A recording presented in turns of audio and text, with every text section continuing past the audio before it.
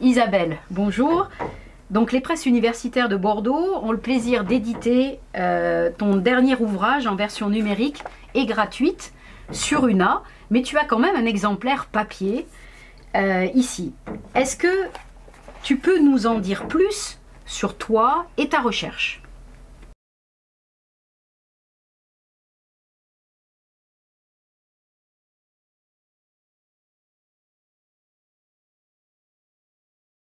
Ma carrière professionnelle, elle commence en 1981-82 quand je suis reçue au concours de l'École normale supérieure de jeunes filles, Sèvres, à l'époque, Oui. Ulm-Sèvres.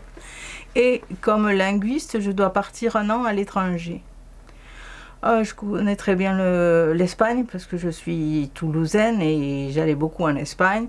Et donc je fais le choix de partir au Pérou. C'est un départ sans aucun secours sauf mon salaire, mon traitement, mais après chacun se débrouille. Il n'y a pas Erasmus comme aujourd'hui où tout est canalisé, banalisé, il faut se débrouiller. Et je pars pour faire une maîtrise sur l'espagnol du Pérou. Et ensuite j'enchaîne avec une thèse sur les écrivaines, sur les femmes de lettres du Pérou du 19e siècle.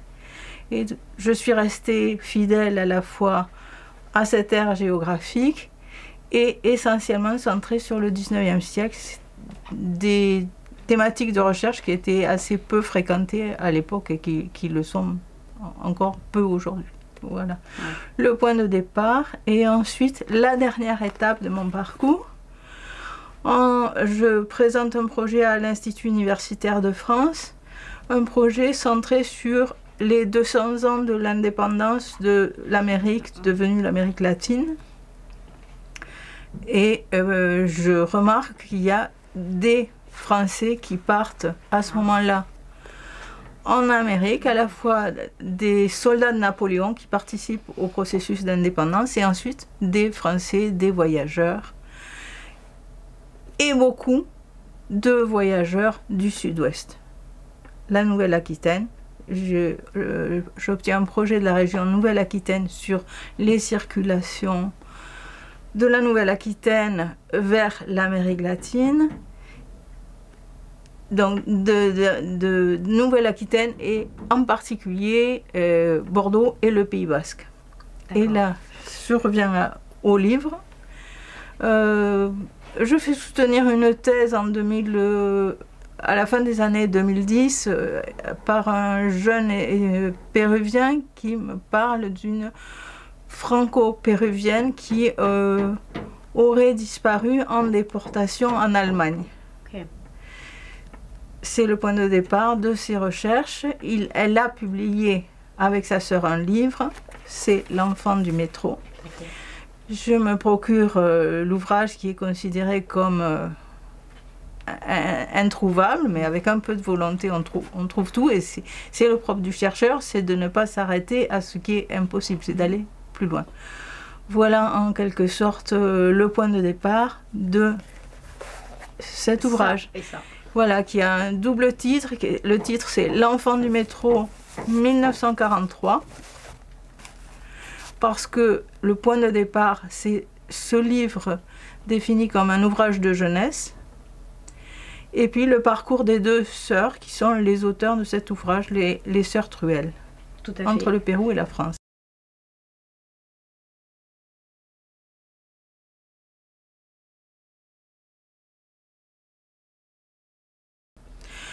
Alors, je me procure le livre, je le trouve formidable et je trouve qu'il est complètement méconnu et qu'on pourrait le rapprocher du Petit Prince de Saint-Exupéry parce que, publié à la même époque, il n'y a eu aucune coïncidence entre les auteurs. Saint-Exupéry a publié aux États-Unis, puis est venu en Afrique du Nord, son livre n'a pas été lu. Et les sœurs Truel, de leur côté, elles fabriquent L'enfant du métro au cours de l'année 1943. Dans leur livre, on a l'exotisme, on a un récit d'enfance, un récit d'apprentissage, comme Le Petit Prince, et en même temps un double sens, puisque c'est l'histoire d'un enfant qui est perdu dans le métro, c'est-à-dire la France occupée, pour moi, et qui est à la recherche de sa mère.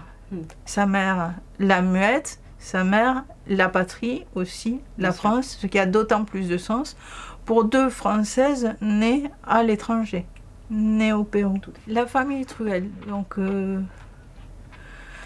en faisant, je trouve que sur le catalogue de la BNF, la Bibliothèque nationale de France, 18 aquarelles, je crois, ou une quinzaine d'aquarelles ont été déposées. Je vais à la Bibliothèque nationale.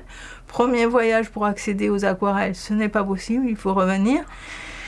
Deuxième voyage, j'ai accès aux aquarelles, mais il est impossible de les prendre en photo. Et il y a peu de différence avec le livre. Mais enfin, je note les quelques petites modifications. Et surtout, je demande d'en savoir plus sur le donateur.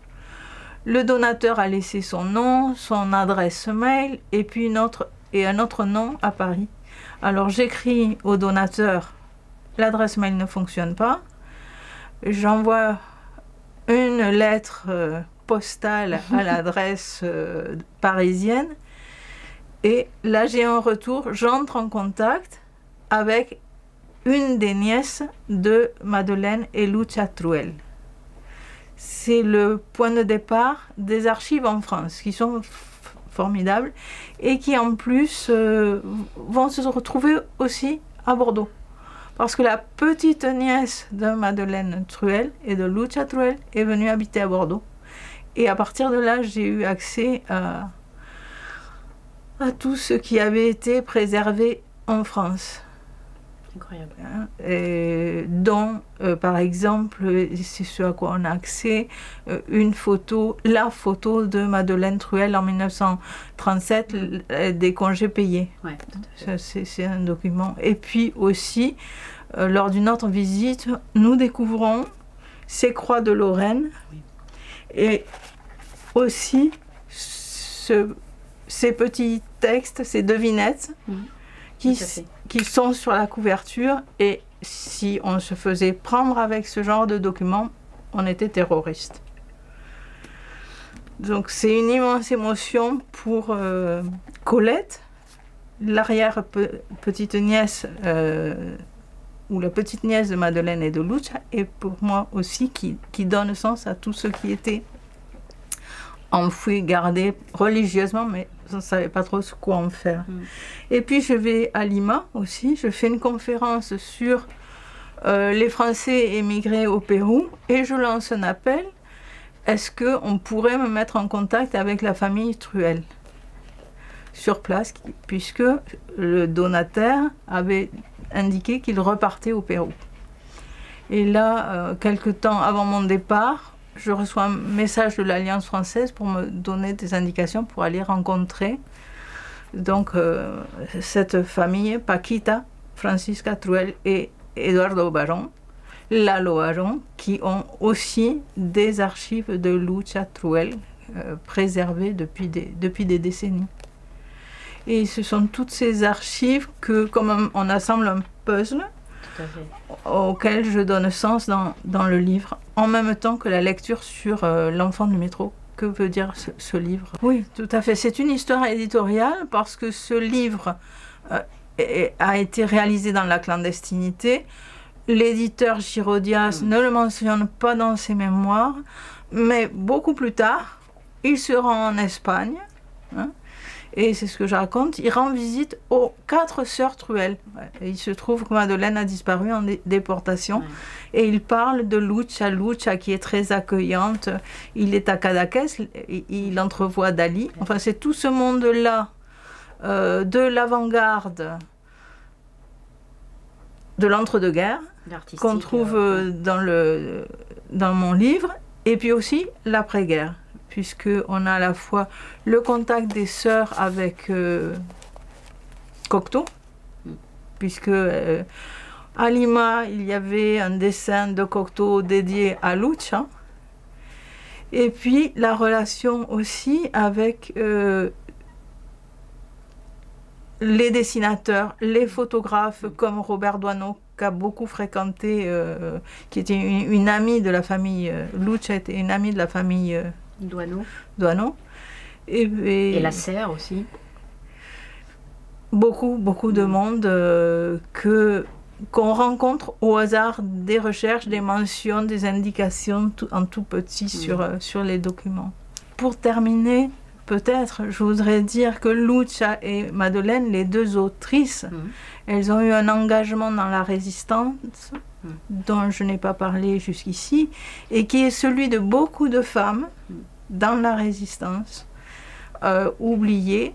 Et c'est aussi grâce à toutes ces petites mains que la France est redevenue la France. Lucia avait été arrêtée en décembre 1941. Ceci, je l'ai découvert grâce aux lettres conservées par la famille et les lettres envoyées en prison. On a un petit exemple dans le livre. Après ces semaines en prison, Lucia a compris qu'il fallait qu'elle se fasse oublier. À ce moment-là, c'est Madeleine qui s'est engagée avec Annie Hervé. Annie Hervé, qui était une militante, une résistante de la première heure, qui avait réussi à faire évader son mari en 1941, je crois bien. Et on a tout ce monde de résistants, Jean-Paul Vernant, Lucie Aubrac, Bidault, qui apparaissent dans le livre parce que c'est Annie Hervé. J'ai reçu un mail du fils d'Annie Hervé qui m'a remercié pour le livre là. Et puis de sa nièce aussi qui m'a dit Annie Hervé se sentait très coupable des circonstances de la mort de Madeleine. Donc Madeleine est morte le 3 mai au moment de la libération des camps à Sachsenhausen. La famille est heureuse, les familles qui sont un peu partout, de voir cette histoire qui reparaît, qui les concerne et qui concerne des milliers de familles de déportés et de résistants. Tout à fait.